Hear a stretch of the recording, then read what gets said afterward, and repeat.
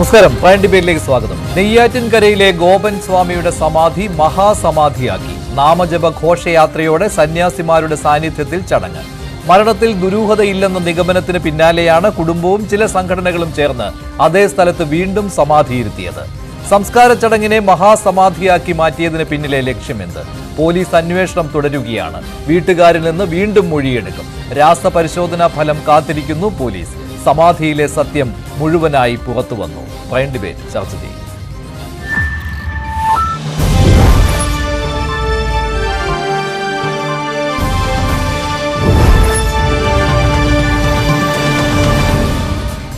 Prime ഡിബേറ്റിൽ Shri George Joseph, Shri Shabu Prasad, Shri Rahul Easwar, Shri Manjuvilakam Jayan എന്നിവർ ചേരുകയാണ്. ആദ്യം അഡ്വക്കേറ്റ് മഞ്ജുവിളാകം ജയൻ, ഇന്ന് എന്താണ് ശരിക്കും നെയ്യാറ്റിൻകരയിൽ നടന്നത്? അവിടെ ഈ മഹാസമാധി ആയിട്ട് ഇങ്ങനെ ഒരു സംസ്കാരം നടത്തുന്നു എന്നായിരുന്നു പ്രഖ്യാപനം. അതേ രീതിയിൽ തന്നെ സന്യാസിമാരുടെ സാന്നിധ്യത്തിലായിരുന്നുവല്ലോ ഇതെല്ലാം നടന്നത്. പക്ഷെ ഇപ്പോഴും പോലീസ് പൂർണ്ണമായിട്ടും ഈ സമാധിയിലെ ദുരൂഹത മാറ്റിയിട്ടുണ്ടോ?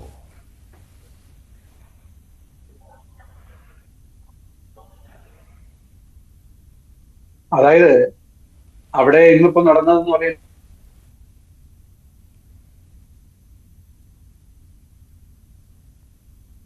ഇന്നലെ പോസ്റ്റ്മോർട്ടം കഴിഞ്ഞതോടുകൂടി ആ ബോഡി നെയ്യാറ്റിൻകര നിംസ് ഹോസ്പിറ്റലിൽ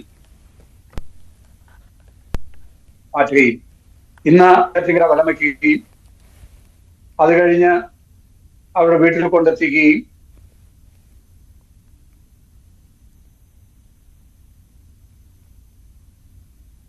അവിടെ ചെങ്കൽ സ്വാമിയുടെ നേതൃത്വത്തിൽ സന്യാസി ചില സാങ്കേതിക പ്രശ്നമുണ്ട്. ശ്രീ ഷാബു പ്രസാദിലേക്ക് പോവുകയാണ്. ശ്രീ ഷാബു പ്രസാദ്, ഇപ്പോൾ അല്പം മുമ്പ് BJP-യുടേതായിട്ടൊരു പ്രതികരണം വന്നിട്ടുണ്ട്. ശ്രീ MD രമേശാണ് പറഞ്ഞത് ഹൈന്ദവ ആചാരങ്ങളുമായിട്ട് പുലബന്ധം പോലുമില്ലാത്ത കാര്യമാണ് നെയ്യാറ്റിൻകരയിൽ സംഭവിച്ചത് എന്ന്. അതിൽ BJP-ക്ക് അതിൽ ഒരു ബന്ധവുമില്ല എന്ന്. പക്ഷേ ഇന്നവിടെ കണ്ടത്, നേരത്തെ ഈ സമാധി അതൊരു വലിയ വിവാദമാകുന്നു. പിന്നെ അവിടെ കല്ലറ പൊളിച്ച് മൃതദേഹം പുറത്തെടുക്കേണ്ടി വരുന്നു, പോസ്റ്റ്മോർട്ടം നടത്തേണ്ടി വരുന്നു. അതിനുശേഷം അവിടെ വലിയൊരു ചടങ്ങായിട്ട് തന്നെ സംസ്കാരം നടത്തുകയാണ് ചെയ്തത്. അതൊരു മഹാസമാധി എന്ന രീതിയിലുള്ള പ്രഖ്യാപനവും നടത്തുകയാണ്. ഇത് യഥാർത്ഥത്തിൽ ആവശ്യമുള്ള ഒരു കാര്യമായിരുന്നു?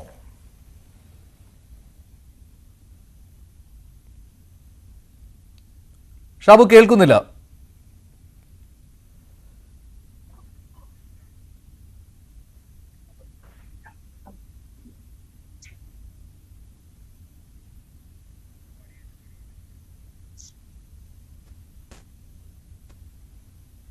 ഹലോ, കേൾക്കാം. ഷാബു പറഞ്ഞോളൂ. ഹലോ, കേൾക്കാം, പറഞ്ഞോളൂ. കേൾക്കാം. സത്യത്തിൽ ഇത് ആവശ്യമുണ്ടായിരുന്നോ ഇല്ലയോ എന്ന് മറുപടി പറയേണ്ടത്, ഇതിനെ ഇത്ര വലിയ സംഭവമാക്കി മാറ്റിയ, ഇത്ര വലിയ ഒരു പ്രാദേശിക വിഷയം മാത്രമായി ഒതുങ്ങി പോകേണ്ട ഈ സംഭവത്തിനെ ഇത്ര വിവാദ വിഷയമാക്കിയ അധികൃതരും അതിനെ ഒരു പക്വതയില്ലാതെ കൈകാര്യം ചെയ്ത് വളർത്തിയ മാധ്യമങ്ങളും അങ്ങനെയുള്ളവരാണ് ഇതിന് മറുപടി പറയേണ്ടത്. ഇപ്പൊ ഈ നാട്ടിൽ എത്രയോ ആൾക്കാർ, അതായത് കുടുംബത്തിൽ തന്നെ സന്യാസം സ്വീകരിച്ച് സമാധി, അങ്ങനെ ഈ സമാധി എന്നുള്ള സങ്കല്പത്തിൽ അടക്കം ചെയ്തിരിക്കുന്ന ഇഷ്ടംപോലെ സ്ഥലങ്ങൾ കേരളത്തിലുണ്ട്. അവിടെ ഒന്നും ഉണ്ടായിരുന്നില്ല ഇങ്ങനത്തെ ഒരു പ്രശ്നം. ഇത് കിട്ടിയ അവസരത്തില് ഈ പറഞ്ഞ പോലെ ഒരു വലിയ വിവാദം ഉണ്ടാക്കാം, അതുവഴി ഹിന്ദു സമൂഹത്തിനെ ഒന്ന് കരിവാരിത്തേക്കാം, അതുവഴി ഇങ്ങനെ എന്താണ് ഹെഗിമണിയെന്നും ഫാസിസമെന്നും ഒക്കെ പറഞ്ഞ് ഒന്ന് പൊടിപ്പും തൊങ്ങലും വെച്ച് കുറെ നിറം പിടിപ്പിച്ച കഥകളുമാക്കി അങ്ങനെ കുറച്ച് ദിവസം ഇങ്ങനെ റീച്ചിന് വേണ്ടി നിറഞ്ഞു നിൽക്കാനുള്ള മാധ്യമങ്ങളുടെ ശ്രമവും, അങ്ങനെ ഇതെല്ലാം കൂടി ചേർന്നാണ് ഇതിനെ ഇത്ര വലിയ ഒരു സംഭവമാക്കി മാറ്റിയത്. അവിടെ ഒരു ക്രമസമാധാന പ്രശ്നം ഉണ്ടായപ്പോൾ അത് റിപ്പോർട്ട് ചെയ്യാതിരിക്കാൻ പറ്റുകയില്ലല്ലോ ശ്രീ ഷാബു പ്രസാദ്. അങ്ങനെയാണല്ലോ അതിന്റെ തുടക്കം. മാത്രമല്ല, ഒരു മരണത്തിൽ സംശയമുണ്ടെങ്കിൽ അത് പരാതിയായിട്ട് ഉന്നയിക്കുന്നതിലും തെറ്റില്ല, അത് അന്വേഷിക്കുന്നതിലും കുഴപ്പമില്ല. അപ്പോൾ അങ്ങനെ ഒരു വിഷയം വന്നപ്പോൾ അതിൽ ഇടപെടാതിരിക്കാൻ പറ്റില്ല. അല്ല, അത് ഞാൻ ഇടപെടുന്നതിൻ്റെ അകത്ത് പ്രശ്നമൊന്നും അല്ല പറഞ്ഞു. മഞ്ജുഷേ, ഏതൊരു ഇഷ്യൂവിനെയും നമുക്ക് എങ്ങനെ വേണമെങ്കിൽ അത് കൈകാര്യം ചെയ്യാൻ പറ്റും, ഏത് രീതിയിൽ വേണമെങ്കിൽ അതിനെ ഇടപെട്ട് അതിനെ വലുതും ചെറുതും ഒക്കെ ആക്കാൻ കഴിയും. ഇപ്പം ആരോ കൊണ്ടും പരാതി കൊടുത്തു, അയൽവക്കത്തുള്ള ഒരാൾ പരാതി കൊടുത്തു. ശരി, ആ പരാതിയെ അന്വേഷിക്കേണ്ട ചുമതല പോലീസിനുണ്ട്. തീർച്ചയായിട്ടും അത് നമ്മുടെ നിയമവ്യവസ്ഥ അനുസരിച്ച് അത് ചെയ്യേണ്ടതാണ്.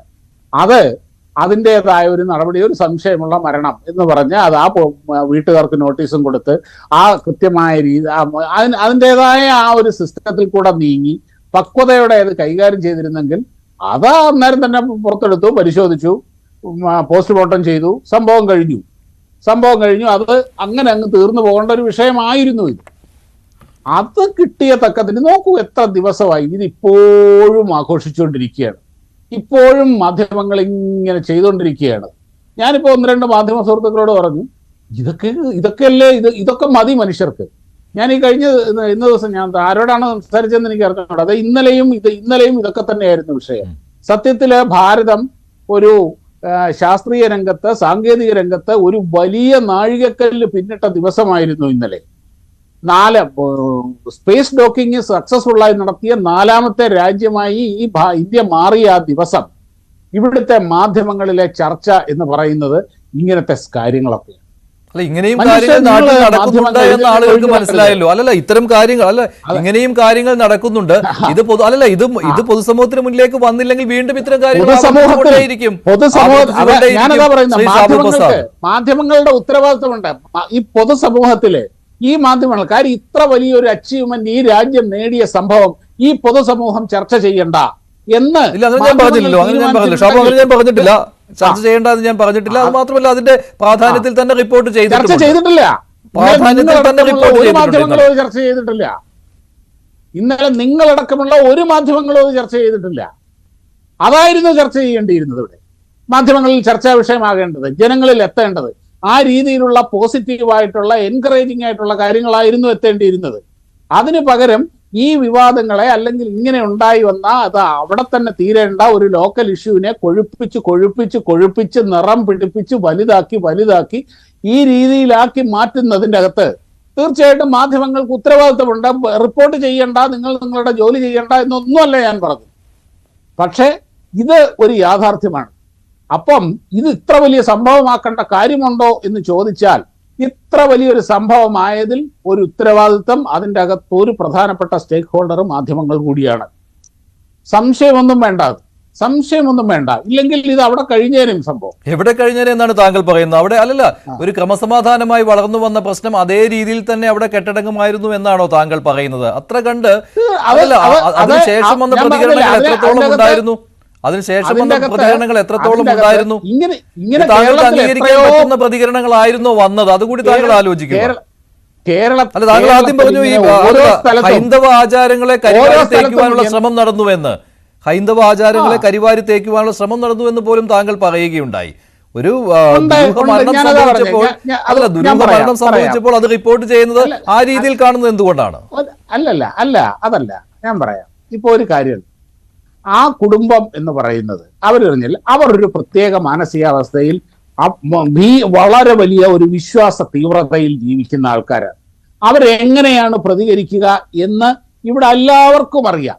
അവരിൽ നിന്ന് നിങ്ങൾ ആഗ്രഹിക്കുന്ന അല്ലെങ്കിൽ നമുക്കുന്ന ആ കറച്ച് നമ്മുടെയൊക്കെ ലോജിക്കിന്, സാധാരണ മനുഷ്യരുടെ ലോജിക്കിന് വഴങ്ങുന്ന രീതിയിലുള്ള ഒരു പ്രതികരണമൊന്നും ഉണ്ടാവില്ല എന്നും നിങ്ങൾക്കറിയാം, എല്ലാവർക്കും അറിയാം.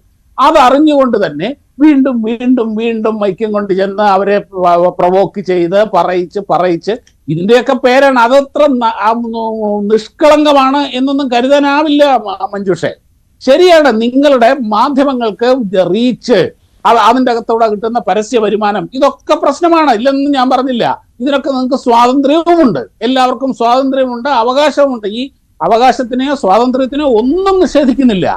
പക്ഷേ അതേ നിങ്ങൾ തന്നെ പറയരുത് ഇതെന്തിനാണ് ഇത്ര വലിയ സംഭവമാവുന്നത്, ഇത് ഇങ്ങനെ പറയേണ്ട കാര്യമുണ്ടോ, ഇങ്ങനെ ചെയ്യേണ്ട കാര്യമുണ്ടോ എന്ന് ഇത് ഇവിടെ വരെ കൊണ്ടുവന്ന് നിങ്ങൾ തന്നെ ചോദിക്കുന്നതിൻ്റെ അകത്തെ ആ വിചിത്രമായ സമീപനമാണ് ഞാൻ ചൂണ്ടിട്ടത്. ഹൈന്ദവാചാരങ്ങളെ കരിവാരി തേക്കുന്നു എന്ന് താങ്കൾ പറഞ്ഞതിനുള്ള മറുപടി കൂടി. ആ ഹൈന്ദവാചാരങ്ങളെ അതായത് ഇതിൻ്റെ അകത്തോടെ എന്താണ് പറയുക? കാര്യം ആൾക്കാരുടെ ഇടയിൽ ഞാൻ പറഞ്ഞല്ലോ, അവർ നമ്മുടെയൊക്കെ ഒരു സാമാന്യ ലോജിക്കിനെ വഴങ്ങുന്ന രീതിയിൽ, സാമാന്യ ലോജിക്കിനെ സാറ്റിസ്ഫൈ ചെയ്യുന്ന രീതിയിലല്ല അവരുടെ പ്രതികരണം. ഞാൻ പറഞ്ഞല്ലോ, അവര് ഈ ഇദ്ദേഹത്തിന്റെ മകൻ എന്നൊക്കെ പറഞ്ഞാൽ 10ാം ക്ലാസ് വരെ പഠിച്ചിട്ടുള്ളൂ. അവർ ആ തീവ്രമായ ഒരു വിശ്വാസ തീവ്രതയിൽ ജീവിക്കുന്നവരാണ്. ആർക്കും ഒരു ഉപദ്രവമില്ലാതെ അവരവരുടെ വിശ്വാസം വിട്ട് ജീവിക്കുന്നവരാണ്. അവരെ കൊണ്ട് ഇത് വീണ്ടും പറയിച്ച് എന്നിട്ട് ദൈവം കഴിഞ്ഞ ദിവസം ഒരു മാധ്യമം ഞാൻ തല്ലിക്കൊന്ന് കുഴിച്ചു മൂടിയതല്ല എന്നുള്ളതിന് എന്താണ് ഉറപ്പ്? സമാധി എന്ന് പറയുന്ന ഈ 20-ാം നൂറ്റാണ്ട് 21-ാം നൂറ്റാണ്ടിൽ നമ്മൾ ജീവിക്കുന്നത് സയന്റിഫിക് ടെമ്പറിന്റെ ലോകത്ത് ഇങ്ങനെ അങ്ങോട്ട് പറഞ്ഞ, അതായത് അതിൻ്റെ അകത്ത് വ്യംഗ്യമായി പറഞ്ഞു വെക്കുന്നത് ഇവിടെ നിലനിൽക്കുന്ന ആചാരങ്ങൾ അല്ലെങ്കിൽ ആയിരക്കണക്കിന് ആൾക്കാർ ഫോളോ ചെയ്യുന്ന ചില സിസ്റ്റംസ് അത് ആർക്കും ഉപദ്രവമില്ലാത്ത കാര്യങ്ങളാണ്. പൊതുസമൂഹത്തിനോ മറ്റുള്ളവർക്കോ പ്രശ്നമുണ്ടാക്കുന്ന ഉപദ്രവം ഉണ്ടാക്കുന്ന കാര്യങ്ങളാണെങ്കിൽ ഓക്കെ, നമുക്ക് അതിൻ്റെ അകത്ത് മനസ്സിലാക്കാം. അങ്ങനെ ഉപദ്രവമുള്ളത് കൊണ്ടാണല്ലോ അങ്ങനെ ഒരു പരാതി വന്നത്. പറഞ്ഞില്ലേ, ഒരു മാൻ മിസ്സിംഗ് കേസാണ്. അത് നിസ്സാരമാണോ? Man missing case നിസ്സാരമാണോ? നിസ്സാരമാണെന്ന് ഞാൻ പറഞ്ഞു. കണ്ടിട്ടും അറിഞ്ഞിട്ടും അത് കാണാതെയും അറിയാതെയും ഇരിക്കേണ്ടതാണോ? നിസ്സാരമാണ് എന്ന് ഞാൻ പറഞ്ഞില്ലല്ലോ. മാൻ മിസ്സിംഗ് കേസ് എന്ന് പറയുന്നത് വളരെ സീരിയസ് ആയിട്ടുള്ള കാര്യമാണ്, അല്ലതെന്ന് ഞാൻ പറഞ്ഞില്ല അത്. പക്ഷേ ഇവിടെ അങ്ങനെ കേരളത്തിൽ ഒരുപാട് കേസുകൾ ഓരോ ദിവസവും ഉണ്ടാകുന്നുണ്ട്, ഇഷ്ടം പോലെ കേസുകളുണ്ടാകും. അതുപോലെ പോലീസ് വരുമ്പോൾ, എന്തെങ്കിലും അന്വേഷണത്തിന് വരുമ്പോൾ പ്രതിഷേധമുണ്ടാകുന്നത്, പോലീസിനെ തടയല്, അധികൃതരെ തടയല്, ഇതൊക്കെ കേരളത്തിൽ ആദ്യമായിട്ട് നമ്മുടെ മുമ്പിൽ നടക്കുന്ന. മക്കൾ അച്ഛനെ സമാധിയാക്കി എന്നത് കേരളം കേട്ടിട്ടുണ്ടോ എന്ന് എനിക്ക് തോന്നുന്നില്ല. മക്കൾ അച്ഛനെ സമാധിയാക്കി, അല്ല ആരും അറിയാതെ സമാധിയാക്കി പിന്നെ ഒരു ഫ്ലെക്സ് വെക്കുന്നു, ഇതാരും കേട്ടിട്ടുണ്ടോ എന്ന് തോന്നുന്നില്ല. കേരളത്തിൽ ഇതുവരെ കേട്ടിട്ടുണ്ടോ? 64 പേര് ചേർന്ന ഒരു 13-കാരിയെ വർഷങ്ങളോളം ബലാത്സംഗം ചെയ്ത് കേരളം കേട്ടിട്ടുണ്ടോ ഇതിനു മുമ്പ്? തീവ്രതയോടുകൂടി തന്നെ ഇവിടെ എവിടെയെങ്കിലും ചർച്ച ചെയ്തോ? ചർച്ച ചെയ്തില്ല. താങ്കൾ അങ്ങനെ കടക്കരുതേ. അല്ല, ഞാൻ പറഞ്ഞു വരും. അല്ലല്ല, ഇതുണ്ടല്ലോ, അച്ഛനെ മക്കൾ സമാധിയാക്കി എന്നുള്ള കാര്യം, അത് ഈ വിഷയം അതിന്റെ അർഹിക്കുന്ന പ്രാധാന്യത്തോടു കൂടി അത് കേൾക്കാത്തൊരു സംഭവമാണ്. അതുകൊണ്ടാണല്ലോ അയ്യോ ഇങ്ങനെയൊക്കെ സംഭവിക്കുമോ എന്ന് പൊതുസമൂഹം ചോദിച്ചതും ഷാബു പ്രസാദ്. ഈ വിഷയം നിങ്ങൾ ഇത് എത്രാമത്തെ ദിവസമാണ് ചർച്ച ചെയ്യുന്നത്? എത്രാമത്തെ ദിവസമാണ് നിങ്ങൾ ഈ ചർച്ച ചെയ്യുന്നത്? ഈ കേരളത്തിൽ ചർച്ച ചെയ്യാൻ മറ്റൊരു പറയാതെ എത്രയോ വിഷയങ്ങൾ അതിനിടയിൽ വന്നു. ഞാൻ ഓരോ വിഷയവും എടുത്ത് പറയണോ? ഇതിപ്പോ മൂന്നാമത്തെയോ 4-ാമത്തെ തവണയാണ് ഇതേ വിഷയം. ഷാബു, ഒരു അച്ഛനെ മക്കൾ ചേർന്ന് സമാധിയാക്കി എന്ന വാർത്ത വരുന്നു. അതിൽ ആ സമാധിക്കല്ലറ പൊളിക്കാനായിട്ട് ചെന്ന പോലീസിനെയും ഫോറൻസിക് സംഘത്തെയും തടയുന്നു. അത് പിന്നീട് വലിയൊരു ക്രമസമാധാന പ്രശ്നത്തിലേക്ക് പോകുന്നു. ചേരി തിരിഞ്ഞുള്ള അങ്ങോട്ടും ഇങ്ങോട്ടുമുള്ള വാക്കേറ്റത്തിലേക്ക് പോകുന്നു. ഇതൊന്നും ഈ പൊതുസമൂഹം അറിഞ്ഞതായി ഭാവിക്കേണ്ട. നിങ്ങൾ മിണ്ടരുത്, അവിടെ പോയി ഇരുന്നോളൂ എന്നാണോ? പറ്റില്ല. അതിന് ശ്രീ ജോർജ് ജോസഫ്, ഈ മരണത്തിലെ ദുരൂഹത മാറിയിട്ടുണ്ടോ? എന്നല്ല ഞാൻ പറഞ്ഞത്. താങ്കൾ പറഞ്ഞു വരുന്നത് അതാണ്, മിണ്ടരുത്, ഇത് ഹൈന്ദവ ആചാരങ്ങളെ തൊടുന്ന കാര്യമാണ്, ഇവിടെ മിണ്ടരുത്, വാഴച്ച് അവിടെ ഇരുന്നോണമെന്ന്, എന്ത് ചർച്ച ചെയ്യണമെന്ന് താങ്കൾ ഡിക്റ്റേറ്റ് ചെയ്യുമെന്ന്. അങ്ങനെയല്ലത്. ഞാൻ പറയാത്ത കാര്യം എന്റെ വായിൽ തിരികരുത്. ഞാൻ അതല്ല പറഞ്ഞത്. ഇത് അവിടെ ഒരു ക്രമസമാധാന ഇഷ്യൂ ഉണ്ടായി, അല്ലെങ്കിൽ ഒരു മാൻ മിസ്സിംഗ് കേസ് ഉണ്ടായി. അത് പോലീസ് അതിൻ്റെതായ രീതിയിൽ പോലീസും അധികൃതരും അതിന്റെ നടപടികൾ എടുത്തു, അന്വേഷിക്കുന്നു. അത് അവിടെ ഒരു ലോക്കൽ ഇഷ്യൂ ആയിട്ട് തന്നെ പ്രാദേശിക വിഷയമായിട്ട് തീരുന്നു. അല്ല, അത് ഷാബു പ്രാദേശിക വിഷയമായിട്ട് തീരുന്ന വിഷയം അല്ല അത്. താങ്കൾ ഇത്രയും പരിചിതനാണല്ലോ ഈ പൊതുസമൂഹത്തിന്റെ പൾസിൽ. താങ്കൾക്ക് അറിയാമല്ലോ അത് എങ്ങനെയായിരിക്കുമെന്ന്. ആ ഒരു പ്രാദേശിക വിഷയമായിട്ട് അത് എരിഞ്ഞടങ്ങുമായിരുന്നു എന്ന് താങ്കൾ കരുതുന്നുണ്ടോ? വളരെ സമർത്ഥമായിട്ട് തന്നെ അതിൽ ജില്ലാ ഭരണകൂടവും ഇടപെട്ടു, പോലീസും ഇടപെട്ടു. അതിന്റെ വ്യാപ്തി വളരെ വലുതാണ്.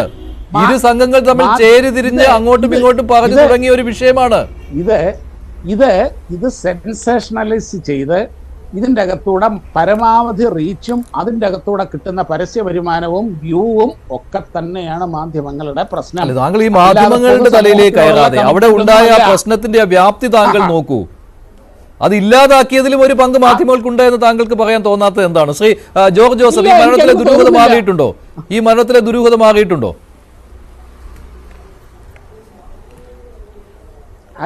ദുരൂഹത മാറിയെന്നാണ് എനിക്ക് തോന്നുന്നത്. കാരണം അതിനകത്ത് നിയമവും പോലീസും വിജയിച്ചു, സ്വാമിമാരുടെ മതപരമായ കാര്യങ്ങളും വിജയിച്ചു.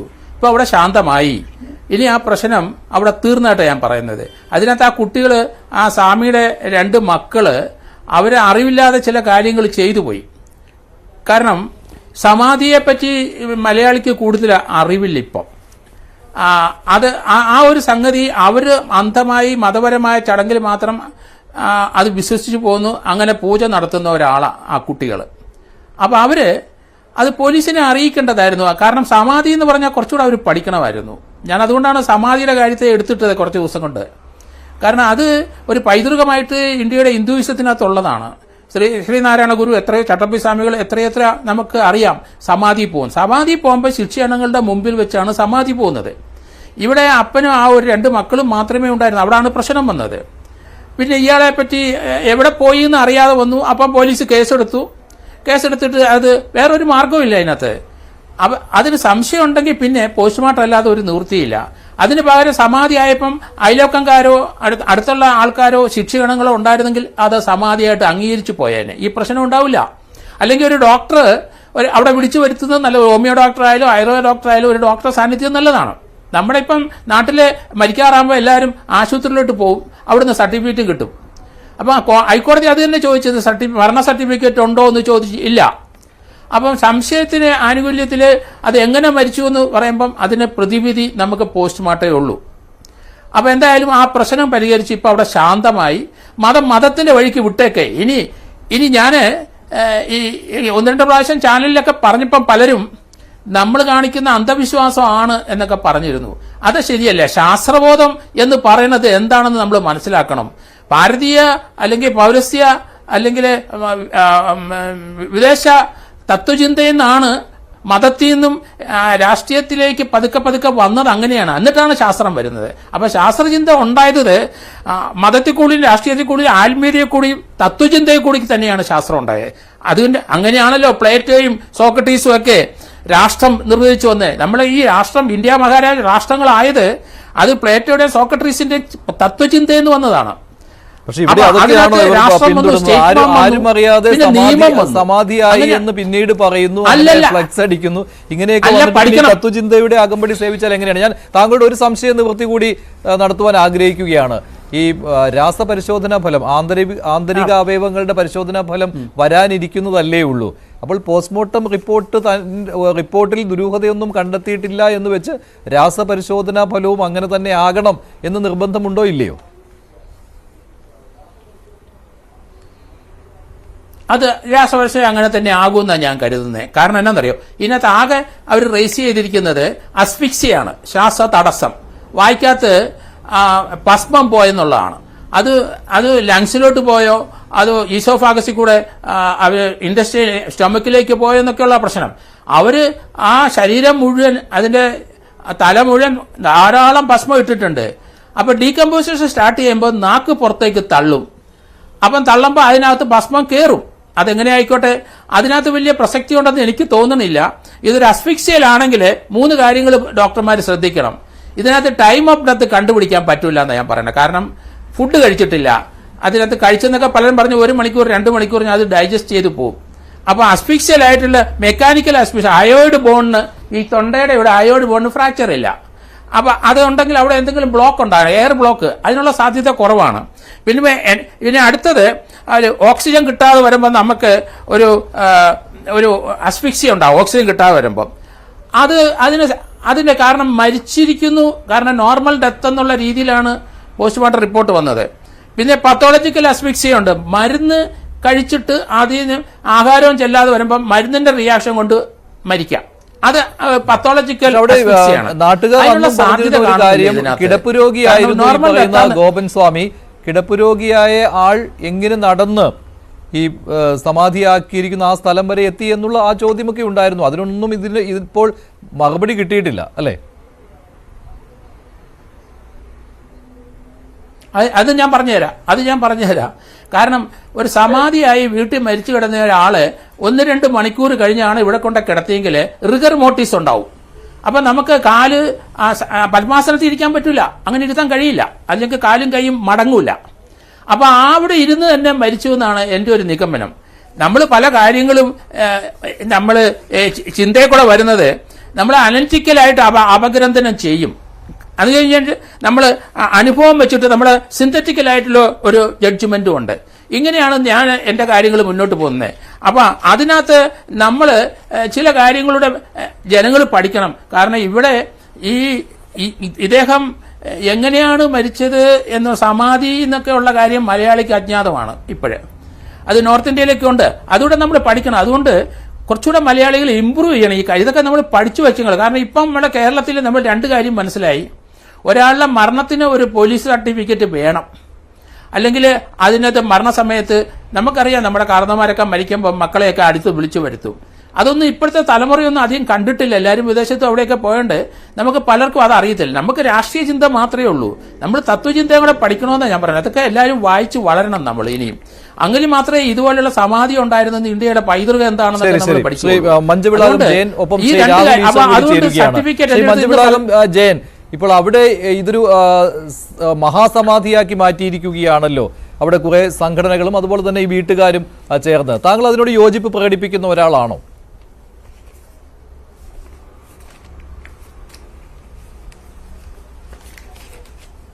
അല്ല, ഇവിടക്കം മുതലേ ഒരു സംശയമുള്ളത് ഇതെന്ത് സംഭവിച്ചു, എങ്ങനെ സംഭവിച്ചു എന്നുള്ളതിനെ കുറിച്ചാണ്. അതേ സ്ഥാനത്തിൽ കോടതിയുടെ വിധി പ്രകാരം അത് കണ്ടെത്തി. ഓക്കെ, പക്ഷെ ഇപ്പോഴൊരു സംശയം നിൽക്കുന്നുണ്ട്.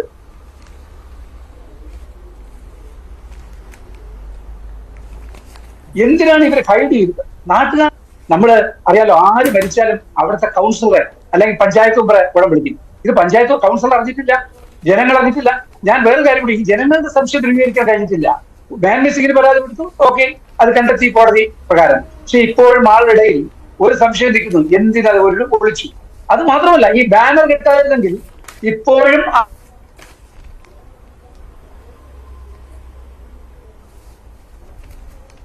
ആ ബാനർ പുറത്തു വരാനെങ്കിൽ ഇപ്പോഴും അദ്ദേഹം മരിച്ചതാണ് ഇന്ന് നടന്ന സംഭവങ്ങൾ. ഞാൻ അങ്ങോട്ട് നിയമപ്രകാരം കോടതി വിധിയനുസരിച്ച് പോസ്റ്റ്മോർട്ടം നടന്നു.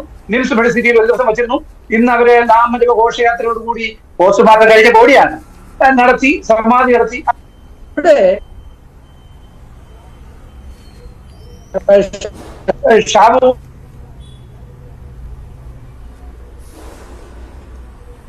ബ്രേക്ക് ചെയ്യുന്നുണ്ട് കേട്ടോ.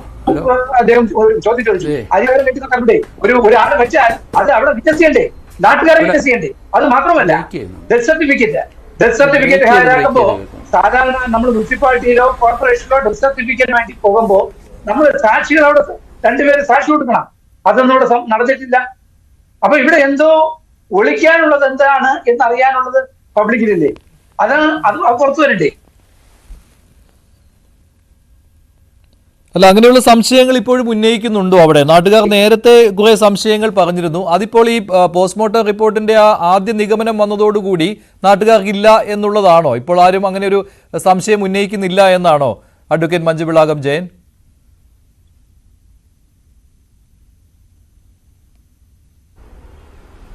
അല്ല, അത് ശരിയാണ്. ആളെയൊക്കെ ബാൻ മിസ്സിംഗ് എന്നുള്ള പരാതിയിരുന്നു. പക്ഷെ പോലീസിന് എന്താ പറഞ്ഞത്? അവിടെ സർക്കിൾ ഇൻസ്പെക്ടർ പ്രവീൺ പറഞ്ഞത് ഇനി മൊഴിയെടുക്കുമെന്നാണ്, മൊഴിയെടുത്ത് കേസുമായി മുന്നോട്ട് പോകുമെന്നാണ്. കാരണം ആളുകളുടെ പരാതി തീർന്നു, അവിടെ ബോഡി അതിനകത്ത് ഉണ്ടായിരുന്നു, അതിനകത്ത് സംശയമില്ല. പക്ഷെ എന്തിനവർ ഹൈഡ് ചെയ്തു എന്നുള്ളത് എന്നും ഈ ചോദ്യം നാട്ടിൽ നിൽക്കില്ലേ? എന്തിനാണ് ഒളിപ്പിച്ചത്? ഞാൻ അതാണ് ഒരു ചോദ്യം ചോദിക്കുന്നത്. അവിടെ ഒരു ബാനർ പ്രത്യക്ഷപ്പെടാതിരുന്നു എങ്കിൽ ഇപ്പോഴും അദ്ദേഹം മരിച്ചതായി ആളറിയില്ല. പിന്നെ ഞാൻ ഒരു കാര്യം കൂടി ഈ അവസരത്തിൽ പറയാൻ ഉദ്ദേശിക്കുന്നു. നമ്മൾ ഇദ്ദേഹത്തിന്റെ ഈ പറയപ്പെടുന്ന ഗോപസ്വാമിക്ക് എന്തെങ്കിലും ബാങ്ക് ഡെപ്പോസിറ്റ് ഉണ്ട് എങ്കിൽ ആ ഡെപ്പോസിറ്റ് ഈ മക്കൾക്ക് വിഡ്രോ ചെയ്യണമെങ്കിൽ അഫിഡവിറ്റ് കൊടുക്കണം ബാങ്കിൽ. ആ അഫിഡവിറ്റ് കൊടുക്കുന്ന സമയത്ത് രണ്ടുപേർ ആ അഫിഡവിറ്റിൽ സാക്ഷ്യപ്പെടുത്തണം, ഞങ്ങൾക്കറിയാം ഈ മരണം എന്നുള്ളത്. അതെങ്ങനെ സാക്ഷ്യപ്പെടുത്തുക? അതെങ്ങനെ സാക്ഷ്യപ്പെടുത്താൻ കഴിയും? മരണം ആരെങ്കിലും കണ്ടിട്ടുണ്ടോ? ഇല്ല. അദ്ദേഹം എന്ന് മരിച്ചു എന്നറിയാമോ? ഇല്ല. അദ്ദേഹത്തെ ഈ പറയപ്പെടുന്ന രീതിയിൽ അവർ അടക്കം ചെയ്ത് അല്ലെങ്കിൽ സമാധിച്ചത് ആരെങ്കിലും കണ്ടിട്ടുണ്ടോ? അപ്പൊ കോടതിയുടെ വേർഷൻ അനുസരിച്ച് അവിടെ കാര്യങ്ങൾ അവിടെ വിസികല്ലാന്ന് പറഞ്ഞു. പക്ഷേ ഇതിനകത്ത് എന്ന് മരിച്ചു, എങ്ങനെ മരിച്ചു, ആരാണ് ഇത് സമാധികരിച്ചത്, അതൊക്കെ ഇന്നും ഒരു ചോദ്യമായി നിൽക്കുകയാണ്.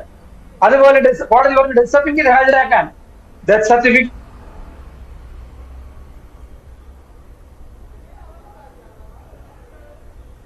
ഹാജരാക്കണമെങ്കിൽ അതിനകത്ത് മുൻപ് കാണാത്ത ഒരാൾ സാക്ഷി ആകാൻ കഴിയുമോ? അപ്പൊ ഈ ദുരൂഹതകൾ, ഈ ചോദ്യങ്ങൾ ഇതോടെ നിൽക്കുകയാണ്, നാളെ നിൽക്കും. പിന്നെ നമുക്ക് കെമിക്കൽ എക്സാമിനേഷൻ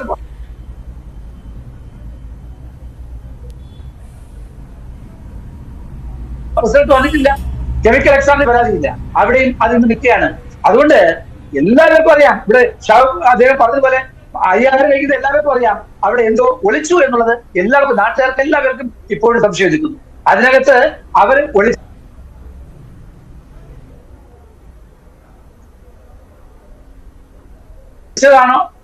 അതോ പബ്ലിക് ഉണ്ട് അവരിത് ഒളിച്ചു വെച്ചു എന്നുള്ളത്.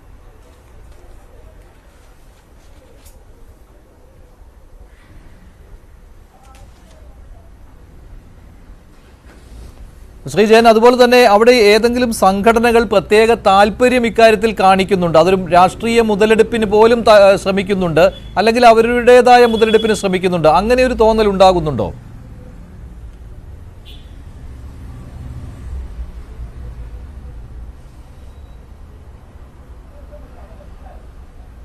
ഇന്ന് അവിടെ നടന്നിട്ട് സമാധി ഇതൊക്കെ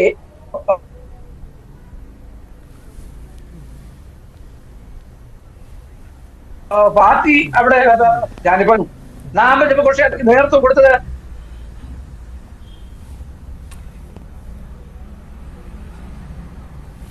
രാഷ്ട്രീയ പാർട്ടിയാണ്. ശരി, ഞാൻ താങ്കളിലേക്ക് വരാം. ചില സാങ്കേതിക പ്രശ്നമുണ്ട്, അതുകൊണ്ടാണ് ശബ്ദത്തിൽ ചില പ്രശ്നമുണ്ട്, അതുകൊണ്ടാണ് രാഹുൽ ഈശ്വർ കൂടി ചേരുകയാണ്. ശ്രീ രാഹുൽ ഈശ്വർ, ഇതിനെ എങ്ങനെയാണ് ഈ മഹാസമാധി എന്ന് പറയാൻ കഴിയുക? എന്താണ് അതുകൊണ്ട് ഉദ്ദേശിക്കുന്നത്? ശ്രീ മഞ്ജുഷ്, 2-3 കാര്യങ്ങൾ ഈ വിഷയത്തിൽ നമ്മൾ ശ്രദ്ധിക്കണം. പലതരം സമാധികളുണ്ട്. സമ്പ്രജ്ഞാത സമാധിയുണ്ട്, നിർവികൽപ്പ സമാധിയുണ്ട്, സവികൽപ്പ സമാധിയുണ്ട്. പക്ഷെ ആ അർത്ഥത്തിലല്ല സമാധി ഇന്ന് നമ്മുടെ മലയാളത്തിൽ ഉപയോഗിക്കപ്പെടാറുള്ളത്. സമാധി എന്ന വാക്കിന് ധീ ബുദ്ധി എന്നും അല്ലെങ്കിൽ പതഞ്ജലി യോഗസൂത്രങ്ങളിലൊക്കെ കോൺഷ്യസ്നെസിന്റെ ഫൈനൽ സ്റ്റേജ് എന്നൊക്കെ അർത്ഥത്തിലാണ് പലപ്പോഴും ഇത് പറയുന്നത്. സൂപ്പർ കോൺഷ്യസ്നസ് എന്നൊക്കെയാണ് സാധാരണഗതിയിൽ അതിനെ ഡിഫൈൻ ചെയ്യുന്നത്. പക്ഷെ നമ്മുടെ നാട്ടിൽ ഉപയോഗിക്കുന്ന സമാധിന്റെ അർത്ഥം എന്ന് പറഞ്ഞാൽ മരിക്കാൻ പോകുന്ന ഒരു വ്യക്തി യോഗിയോ സിദ്ധനോ ആകുമ്പോൾ അദ്ദേഹത്തിന്റെ പ്രാണനും ജീവനും ആത്മാവും പരബ്രഹ്മത്തിൽ ലയിക്കുന്ന ഒരു അവസ്ഥയാണ് പറയുന്നത്. ഞാനൊരു സാധാരണ വിശ്വാസിയാണ്. ഞാൻ ശ്രീനാരായണ ഗുരുദേവൻ സമാധിയായിരുന്നു, ചട്ടമ്പിസ്വാമി സമാധിയായി ഒക്കെ വിശ്വസിക്കുന്ന സാധാരണക്കാരുടെ ഒരു വ്യക്തിയാണ്. ഞാൻ അടക്കമുള്ള വിശ്വാസികളെ, സാധാരണക്കാരെ വേദനിക്കാത്ത, വിഷമിപ്പിക്കാത്ത സമീപനം ഉണ്ടാകണം. നമ്മൾ ഹൈലൈറ്റ് ചെയ്യേണ്ട ഒരു കാര്യം കൂടിയുണ്ട്. ഒന്ന് ആലോചിച്ച് നോക്കൂ, ആ മകൻ ആദ്യ ദിവസങ്ങളിലെ വേദനയിൽപ്പെട്ട് ചില കാര്യങ്ങൾ പറഞ്ഞു കാണാം. ഇന്ന് മുസ്ലിം സമൂഹത്തോടും പൊതുസമൂഹത്തോടും ആ മകൻ മാപ്പ് പറഞ്ഞില്ലേ? അതവരുടെ മനസ്സിന്റെ വിശാലതയല്ലേ? ആദ്യ ദിവസങ്ങളിൽ മുസ്ലിം തീവ്രവാദി എന്ന വാക്ക് ഉപയോഗിച്ച് അദ്ദേഹം അരുതാത്തൊരു പരാമർശം നടത്തി. 100% തെറ്റാണ്, ഒരു സംശയവുമില്ല. എന്നാൽ അദ്ദേഹം ഇന്ന് അതിനടക്കം മാപ്പ് പറഞ്ഞ് വളരെ പോസിറ്റീവായി വരുന്നത് യഥാർത്ഥത്തിൽ വൈകുണ്ഠസ്വാമിയുടെ അനുഗ്രഹമാണ്. അതായത് വൈകുണ്ഠസ്വാമി ധർമ്മ പ്രചാര സഭയുടെ ശ്രീ വിഷ്ണുപുരം ചന്ദ്രശേഖരൻജി അടക്കമുള്ള ഒരുപാട് ഹൈന്ദവ നേതാക്കൾ, ഹിന്ദു ഐക്യവേദിയുടെ നേതാക്കളൊക്കെ അവിടെ ഉണ്ടായിരുന്നു. അവരെല്ലാം പോസിറ്റിവിറ്റിയുടെ വഴിയിലേക്കല്ല ഇവരെ നയിച്ചത്. ആദ്യ ദിവസത്തിൽ നമ്മുടെ അച്ഛൻ മരിക്കുമ്പോഴും കുടുംബത്തിൽ ഒരാൾ മരിക്കുമ്പോഴും അവർക്ക് അതിവൈകാരികത വന്നു കാണും. അവർക്ക് 1-2 അവിടെ നിന്ന് ഇവിടെ നിന്ന് സ്റ്റോറി ചേർത്ത് കാണും.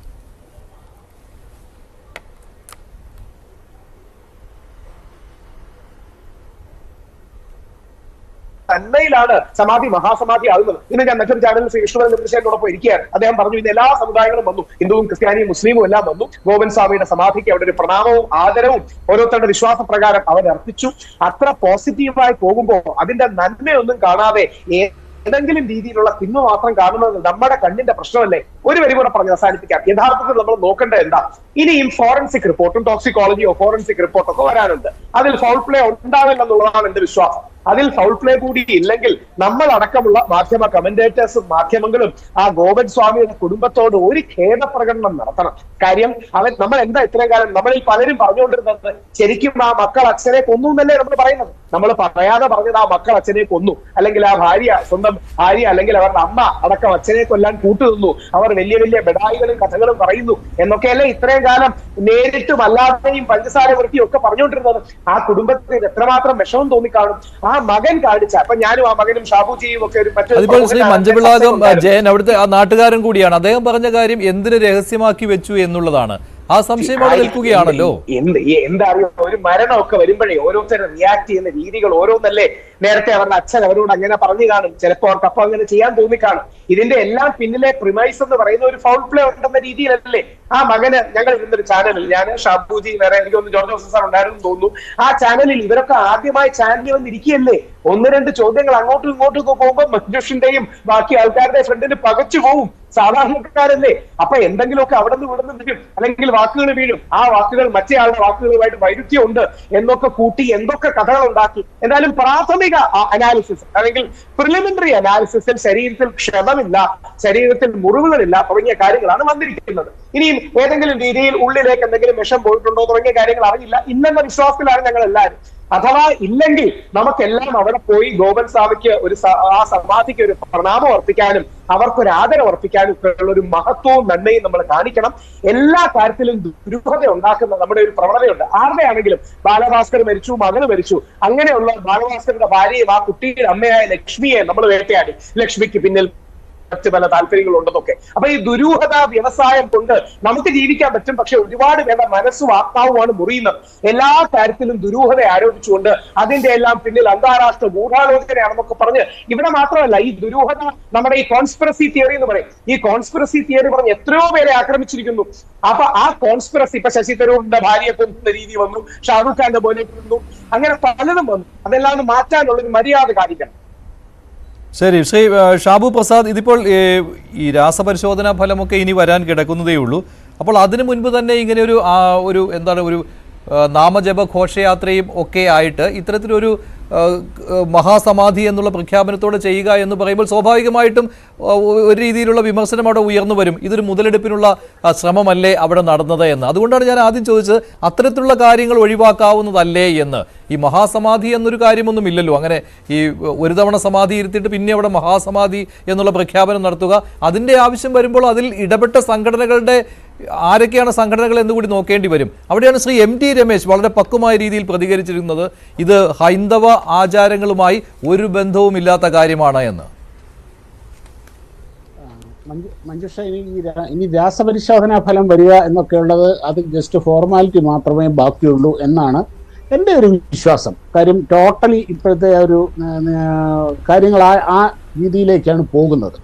കാര്യം അവിടെ പ്രത്യേകിച്ച് ഒന്നും സംഭവിച്ചിട്ടില്ല, അത് വളരെ നോർമൽ ഡെത്ത് ആയിരുന്നു എന്നുള്ള ഒരു റിപ്പോർട്ട് തന്നെയായിരിക്കും വരാൻ പോകുന്നത് എന്ന് ഞാനും വിശ്വസിക്കുന്നുണ്ട്. ഒരുമാതിരിപ്പെട്ട എല്ലാവരും അങ്ങനെയാണ് വിശ്വസിക്കുന്നത്.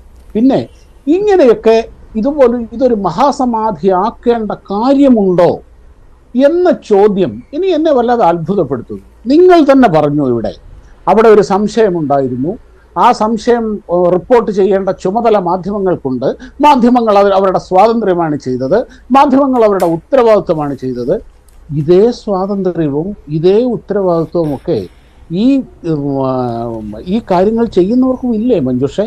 ഇതൊരു മഹാസമാധിയായി കൊണ്ടാടാനും അല്ലെങ്കിൽ ഇത് ഇത്ര ഒരു ഇതായ സ്ഥിതിക്ക് അതിൻ്റെതായ അവർ വിശ്വസിക്കുന്ന രീതിയിൽ, അവർ ശരിയെന്ന് വിശ്വസിക്കുന്ന രീതിയിലുള്ള ഒരു വലിയ സംഭവമാക്കി മാറ്റാനുള്ള ഭരണഘടനാപരമായ ഈ നാട്ടിൽ നിയമപരമായ അവകാശവും സ്വാതന്ത്ര്യവും അവർക്കുണ്ട്.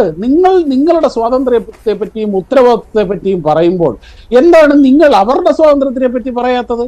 അത് അവരുടെ അവകാശമാണ്, അവരുടെ സ്വാതന്ത്ര്യമാണ്. പിന്നെ ശ്രീ മഞ്ചവിളാകൻ ജയനോട് പറയുന്നത് സത്യമാണ്. ഇവരെന്തുകൊണ്ട് ഇത് അറിയിച്ചില്ല? എന്തുകൊണ്ട് ഇത് ദുരൂഹമായി നിന്നു? എന്തുകൊണ്ട്? എൻ്റെ പൊന്നു സുഹൃത്തുക്കളെ, അവർ ആ ലെവലിൽ ജീവിക്കുന്നവരാണ്. അവർ വെറും 10ാം ക്ലാസ് കഴിഞ്ഞ ആ ഒരു വിദ്യാഭ്യാസമേ ഉള്ളൂ. അതിതീവ്രമായ പറയുന്ന കേക്കോ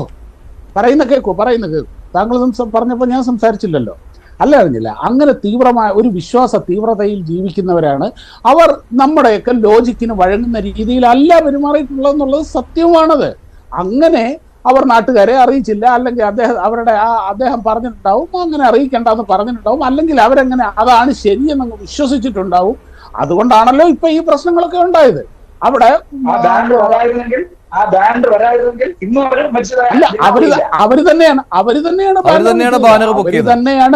അവര് തന്നെയാണ് ലോകത്തിനെ അറിയിച്ചത്. ഞങ്ങളുടെ അച്ഛൻ സമാധിയായി. എപ്പോഴെങ്കിലും ആവട്ടെ, അവര് തന്നെയാണല്ലോ ഇത് അറിയിച്ചത്. അവര് തന്നെ അത് അറിയിച്ചു.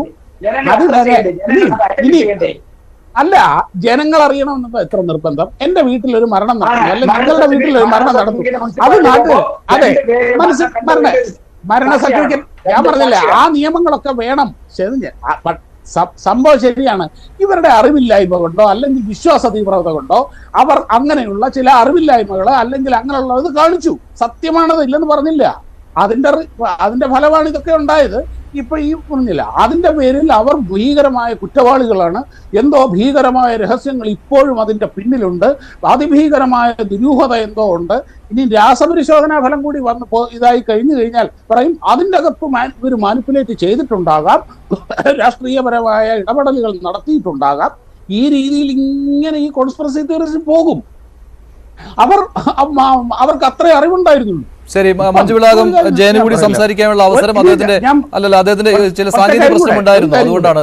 ശ്രീ മഞ്ജുവിളാകം ജയൻ, അവരുടെ ഈ അറിവില്ലായ്മയാണ് കാരണം എന്നുള്ള ഷാബു പ്രസാദിന്റെ വാദമുണ്ടല്ലോ, അത് താങ്കൾക്ക് അംഗീകരിക്കാൻ പറ്റുന്നില്ല എന്ന് തോന്നുന്നു. അതാണല്ലോ താങ്കൾ ഇടയ്ക്ക് കയറി പറഞ്ഞത്.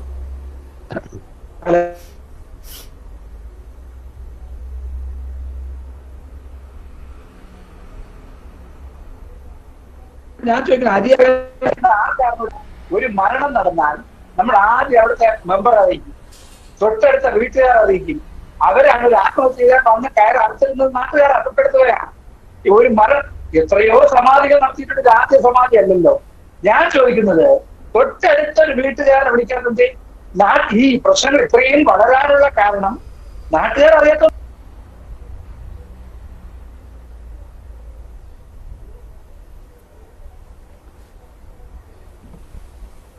ഷാബു മറുപടി അദ്ദേഹം അതേ നിലപാടിൽ തന്നെ ഉറച്ചു നിൽക്കുകയാണ്. അദ്ദേഹത്തിന് ടെലിഫോൺ അല്ല ബാനർ വന്നപ്പോഴാണ് ജനങ്ങൾ ഈ പരാജയമായി പോകുന്നത്.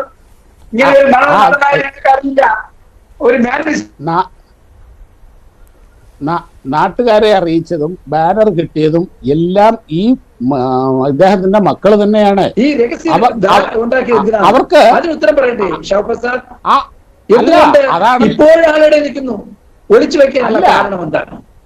മരിച്ചു എന്ന് പറയുന്നു, അല്ലെങ്കിൽ സമാധിയായെന്ന് പറയുന്നു. അല്ല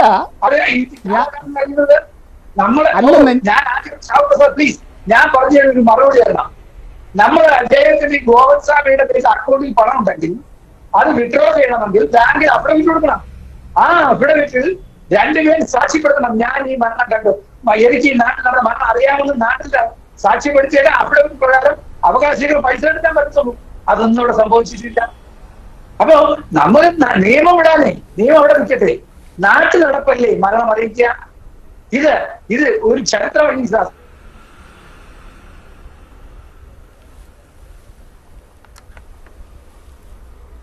ഷാബു മറുപടി ഇതാണ് അദ്ദേഹത്തിന്റെ വാദം. ഞാൻ പറഞ്ഞല്ലോ, ഈ അസ്വാഭാവികമായിട്ടുള്ള ഇവർ ആ വിശ്വാസ തീവ്രതയിൽ ജീവിക്കുന്ന ഇവർ അങ്ങനെയുള്ള കുറെ വിവരക്കേടുകൾ കാണിച്ചിട്ടുണ്ടെന്നേ, സംശയമൊന്നുമില്ല. അതിനൊന്നും ആർക്കും ഒരു തർക്കവുമില്ല. അവർക്ക് ഇപ്പൊ ഒരു കണ്ടു, ഒരു മരണം നടന്നാൽ ഒരു മരണ സർട്ടിഫിക്കറ്റ് കിട്ടുന്ന മാർഗം എന്താണെന്ന് നല്ലൊരു ശതമാനം മലയാളികൾക്കും ഒരുപക്ഷെ ഇപ്പോൾ ഈ സംഭവത്തിന് ശേഷമായിരിക്കും അറിയാവുന്നത്. ഒരു ഇഷ്യൂവുമായിട്ട് എൻകൗണ്ടർ ചെയ്യുമ്പോഴാണ് അതിന്റെ എല്ലാ വശങ്ങളും നമുക്ക് മനസ്സിലാവുന്നത്. ഇവർക്ക് അങ്ങനെയുള്ള വിവരങ്ങൾ ഇല്ല, ഇങ്ങനെയുള്ള പല ബേസിക് നോളജും അവർക്കില്ല.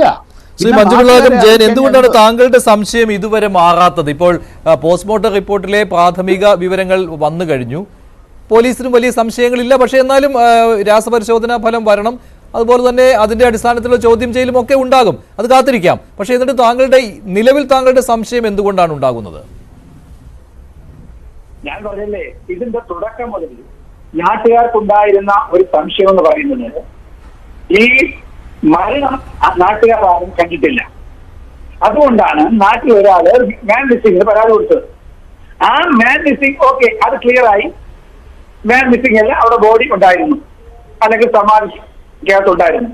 പക്ഷേ വീണ്ടും സംശയങ്ങൾ നാട്ടുകാർക്കുണ്ട്.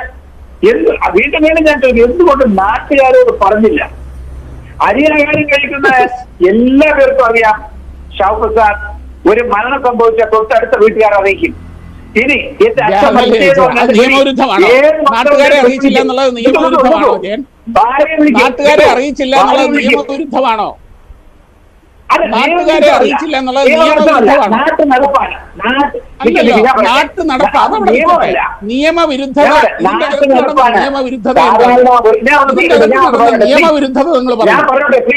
ഇതിന്റെ അകത്ത് എന്ത് നിയമവിരുദ്ധതയാണ് നടന്നത്? ഈ മരണം നടക്കുമ്പോ മരണ വീട്ടിൽ രണ്ട് വിളിയുണ്ടാവും. ഒരാൾ മരിക്കുമ്പോ അപ്പൊ അത് സമാധി എന്ന് നേരത്തെ പറഞ്ഞിട്ടുണ്ടെങ്കിൽ അത് ജനങ്ങളെ കൂടി ഐഡന്റിഫൈ ചെയ്യണമായിരുന്നു. ഞാൻ ചോദിക്കട്ടെ, എവിടാ പറഞ്ഞിരിക്കുന്നത്? അവർക്ക് സൗകര്യമില്ല ജനങ്ങളെ അറിയിക്കാൻ, നാട്ടുകാരെ അറിയിക്കാൻ അവർക്ക് സൗകര്യമില്ല. കഴിഞ്ഞില്ല കാര്യം. ഒരു സെക്കൻഡ്, ഈ നാട്ടുകാരെ ഒന്ന് ഐഡന്റിഫൈ ചെയ്തിട്ടുണ്ടെങ്കിൽ നാട്ടുകാരെ ഇന്നിപ്പോ നാട്ടുകാരുടെ സാന്നിധ്യത്തിലാണ് അവിടെ നടക്കുന്നത് സമാധി കർമ്മങ്ങൾ. ഇത് അന്ന് ചെയ്തിട്ടുണ്ടെങ്കിൽ ഈ വിഷയമല്ല, കേരളം ചർച്ച ചെയ്യപ്പെടില്ല. അപ്പൊ അവിടെ ചോദ്യം ഉയർന്നത് ബാനർ പൊങ്ങിയതിന്റെ അന്ന അത് 5 ആളോ. അപ്പൊ ഇന്ന് ആ ചോദ്യം കഴിഞ്ഞു, ആ ചോദ്യത്തിന് ഉത്തരം കിട്ടി. അത് അസ്വാഭാവികമല്ല, അത് കിട്ടി. ഇനി എന്താ നിങ്ങളുടെ പ്രശ്നം? എന്തിനൊളിച്ചു? ഞാൻ പറഞ്ഞോട്ടെ ഞാൻ പറയുന്നു, എന്തിനൊളിച്ചു? അടുത്ത നാട്ടുകാരെ എന്തുകൊണ്ട് അറിയിച്ചില്ല? അവർക്ക് സൗകര്യമില്ല, അവർക്ക് അറിയിക്കാൻ സൗകര്യമില്ലായിരുന്നു. അവർക്ക് അറിയിക്കാൻ സൗകര്യമില്ലായിരുന്നു.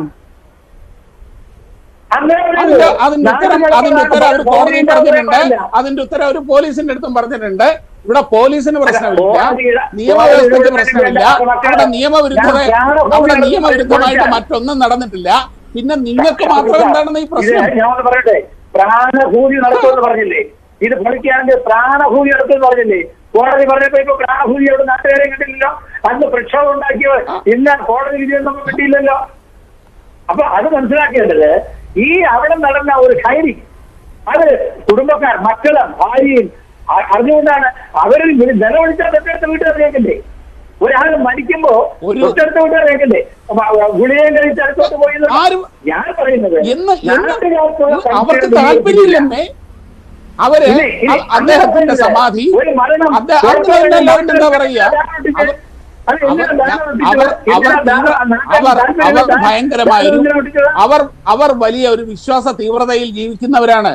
അവർ ഈ പറഞ്ഞതുപോലെ എന്റെയും നിങ്ങളുടെയും ഒക്കെ ലോജിക്കിനനുസരിച്ച് തന്നെ പ്രവർത്തിച്ചു കൊള്ളണം എന്ന് വാശി പിടിക്കുന്നത് എന്തിനാണ്?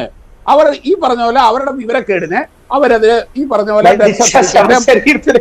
അവരുടെ ഡെത്ത് സർട്ടിഫിക്കറ്റ്, അവരുടെ മരണ ആ ഫോർമാലിറ്റീസിനെ പറ്റി അവർ ചെയ്തില്ല, അത് ഫോളോ ചെയ്തില്ല. അതിന്റെ ഫലമായി ഇത്രയും കാര്യങ്ങളൊക്കെ ഉണ്ടായി. ആ സംശയങ്ങളെല്ലാം തീർന്നു. പക്ഷെ മഞ്ചവിളാകൻ ജയന് മാത്രം ഇതിലെ ദുരൂഹത മാറിയിട്ടില്ല. ജയൻ സാർ ഒരു കാര്യം സൂചിപ്പിച്ചോട്ടെ, ഈ രസകരമായ രംഗമുണ്ട്. ഒരു കാര്യം, സന്ദേശ സിനിമയിൽ രസകരമായ രംഗമുണ്ട്. അതായത് ഒരാൾ മരിക്കുമ്പോൾ രണ്ട്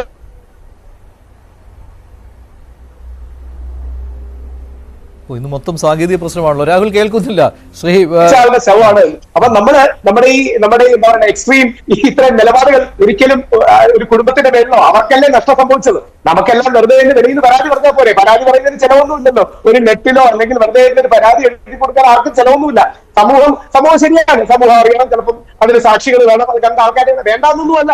പക്ഷെ ഒരു വിശ്വാസത്തിന്റെ പാതയിൽ അവർക്ക് പവിത്രതയായി ജീവിക്കുന്നു. നേരത്തെ ശ്രീ ഷാബു പ്രസാദ് പറഞ്ഞതുപോലെ അവരെ ഇങ്ങനെ കടന്നാക്രമിക്കുകയും മോശമാക്കുകയും ഒക്കെ ചെയ്യുന്നതിന് എന്തെങ്കിലും നന്മയുണ്ടോ? ഒന്ന് ആലോചിച്ച് നോക്കിയാൽ. നമ്മൾ പറയാതെ പറയുന്നത് മുഴുവൻ അവർ കൊലപാതകം ചെയ്തു എന്നല്ലേ?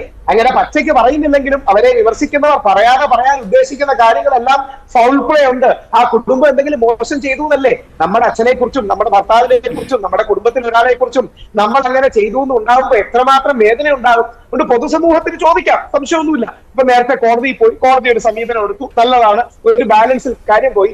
ഒരുപക്ഷെ ഒരു വിശ്വാസി എന്ന നിലയിൽ പറയണേ കേട്ടോ, ഞാനൊരു സാധാരണ വിശ്വാസിയാണ്, വലിയ ബൗദ്ധികനൊന്നുമല്ല. ഒരുപക്ഷെ ദൈവത്തിന്റെ തീരുമാനം അതായിരിക്കാം, ഒരുപക്ഷെ പ്രകൃതിയുടെ തീരുമാനം ഈ സമാധിയല്ല. യഥാർത്ഥത്തിൽ ഗോപൻ സ്വാമിക്ക് ഒരു മഹാസമാധി വേണം എന്നുള്ളതായിരിക്കാം പ്രകൃതിയുടെയോ ദൈവത്തിന്റെയോ ഒക്കെ തീരുമാനം. ആ അർത്ഥത്തിൽ നമ്മളെല്ലാം അതാ പറഞ്ഞത്, നാളെ ഫോറൻസിക് റിപ്പോർട്ട് വരണം, വരണ്ടാണെന്ന് പറയുന്നതിന് അർത്ഥമില്ല. ഫോറൻസിക് റിപ്പോർട്ട് വരണം, ഏതെങ്കിലും രീതിയിലുള്ള ഫൗൾ പ്ലേ ഉണ്ടോ എന്ന് നോക്കണം. ഇല്ലെന്നുള്ളതാണ് ഇപ്പൊ എല്ലാവരുടെയും അനുമാനവും വിശ്വാസവും അനാലിസിസും. അങ്ങനെ വന്നു കഴിഞ്ഞാൽ തീർച്ചയായിട്ടും നമ്മളെല്ലാം അവിടെ പോയി ഒന്ന് പ്രണമിക്കുകയെങ്കിലും വേണം. കാര്യം ഒരാളെ മരണത്തിൽ പോലും ഇത്തരം സംഭവങ്ങളിലൂടെ ഇനി അവിടെ മറ്റൊരു രീതിയിലേക്ക് ആംബിയൻസ് മാറുകയാണ്. അത് തന്നെയായിരുന്നുവല്ലോ ഈ അവിടെ ഇടപെട്ട സംഘടനകളുടെ ലക്ഷ്യവും. ഇതിനെ ഒരു എന്തോ വലിയ തീർത്ഥാടന കേന്ദ്രമാക്കി മാറ്റുക, ആ രീതിയിലേക്ക് കാര്യങ്ങൾ പോകുന്നത്. അത് നല്ലതാണോ രാഹുൽ? നല്ലതാണോ രാഹുൽ? ക്ഷമ പറഞ്ഞില്ലേ? മകന്റെ ഭാഗത്തുനിന്ന് ഒരു തെറ്റായ വാക്ക് നമ്മുടെ മുസ്ലിം സമൂഹങ്ങളെ വെച്ച് വന്നു. ആ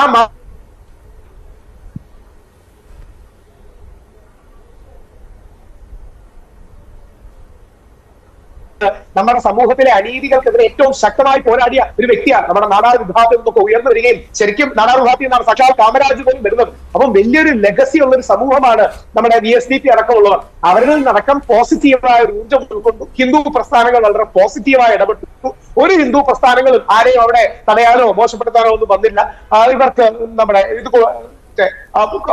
ഇവർക്ക് റിക്വസ്റ്റ് കൊടുക്കണമെന്ന് പറഞ്ഞു. അതിനുശേഷം ഒരു കോടതിയിൽ പോയി, കോടതി ഒരു സമീപനം എടുത്തു. യഥാർത്ഥത്തിൽ ഗോപൻ സ്വാമിക്ക് ഒരു ആദരവ് നമ്മൾ പൊതുസമൂഹം അർപ്പിക്കേണ്ട ആവശ്യമുണ്ട്. ഗോപൻ സ്വാമി വലിയ സിദ്ധനായിരിക്കാം, യോഗ്യയായിരിക്കാം, എനിക്കറിയില്ല, ഞാൻ കേട്ടിട്ടില്ല. പക്ഷെ ഇന്ന് മാധ്യമങ്ങളിലൂടെയൊക്കെ ഗോപൻ സ്വാമിയെ അറിയാനും വരെ ഇടയായി. അപ്പൊ ഇതൊരു പോസിറ്റീവായി കാണണം. ആ കുടുംബം എടുത്ത പോസിറ്റീവ് നിലപാടുകളെയൊക്കെ നമ്മൾ മറക്കരുത്. ഇതെല്ലാം കഴിഞ്ഞ ഒരു പ്രശ്നവും ഇല്ലെങ്കിൽ ഈ പീപ്പിളി ലൈവ് എന്ന് പറഞ്ഞ അമീർ ഖാന്റെ ഒരു സിനിമ ഉണ്ടായിരുന്നു, മാധ്യമങ്ങളെ വിമർശിച്ച്. അതേപോലെ മാധ്യമങ്ങളെല്ലാം അവിടെ ചെന്ന് എവിടെയും പോയി പ്രണമിക്കുന്നത് നല്ലതാണ്, അങ്ങനെ ഒന്ന് പോണം. ഇനി രണ്ട്, അവിടെ യാതൊരു സാമുദായിക സ്പർദ്ധയും ആരും നോക്കിയിട്ടില്ല, അവിടെ യാതൊരു മതസ്പർദ്ധയും ആരും നോക്കിയിട്ടില്ല.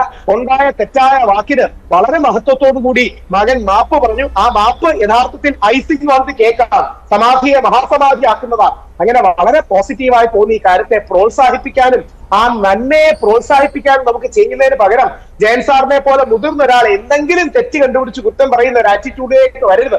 ഈ വിഷയത്തിലൊക്കെ നമുക്ക് യോജിച്ചൂടെ? ഒരു നന്മയുടെ കാര്യം പറഞ്ഞൂടെ? എല്ലാ വിഷയത്തിലും തർക്കിക്കണമെന്നുള്ളതിന് നിർബന്ധം എന്താ?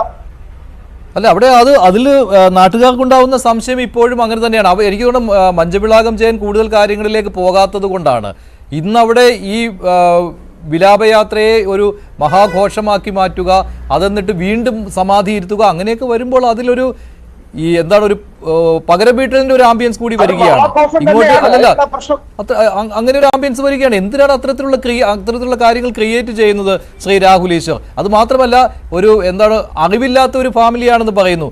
അതേ കുടുംബത്തിൽ നിന്ന് തന്നെയാണ് വർഗീയ ചുവയുള്ള കാര്യങ്ങൾ വന്നത് അന്ന്. ശ്രീ മഞ്ജുഷ്, ഒരു കാര്യം, എന്തുകൊണ്ടാണ് അത് ക്ഷമ പറഞ്ഞു എന്ന് അങ്ങൊന്ന് പറയാൻ മനസ്സ് കാണിക്കാത്തത്? അതൊന്നും എന്തുകൊണ്ട് ഹൈലൈറ്റ് ചെയ്യുന്നില്ല? യഥാർത്ഥത്തിൽ അവിടെ ഒരു തെറ്റ് പറ്റി, അല്ലെ ആ വ്യക്തിക്ക് ഒരു തെറ്റ് പറ്റി, ക്ഷമ പറ്റി എന്നൊക്കെ പറയാനുള്ള മഹത്വം നമ്മൾ കാണിക്കണ്ടേ? ഒരച്ഛൻ മരിച്ചിരിക്കുന്ന അവസ്ഥയിൽ മകന്റെ വായിൽ നിന്ന് തെറ്റായ വാക്കുകൾ വന്നു, സംശയമൊന്നുമില്ല. ആ മകൻ തെറ്റ് ഏറ്റു പറഞ്ഞ് മാപ്പ് പറയുകയല്ലേ? ഈ രീതിയിലുള്ള പോസിറ്റീവ് കാര്യങ്ങളെ നമുക്കൊന്ന് ഹൈലൈറ്റ് ചെയ്തുകൂടെ? അവിടെ നല്ല ആംബിയൻസ് വേണം, അവിടെ ആഘോഷം വേണം. എന്താ പ്രശ്നം? അവിടെ ആഘോഷം, അതായത് പോസിറ്റീവായ റെസ്പെക്റ്റും പോസിറ്റീവായ നാമജപങ്ങളും വേണം. അതിന് ആർക്കെന്താ ബുദ്ധിമുട്ട്? അത് ഈ ഹിന്ദു വിശ്വാസികളുടെയും എല്ലാ വിശ്വാസികളുടെയും റൈറ്റ് അല്ലേ? നമ്മൾ കുരുത്തോല ആഘോഷം നടത്താറില്ലേ? നമ്മുടെ മുസ്ലിം സൗരങ്ങൾ ആഘോഷം നടത്താറില്ലേ?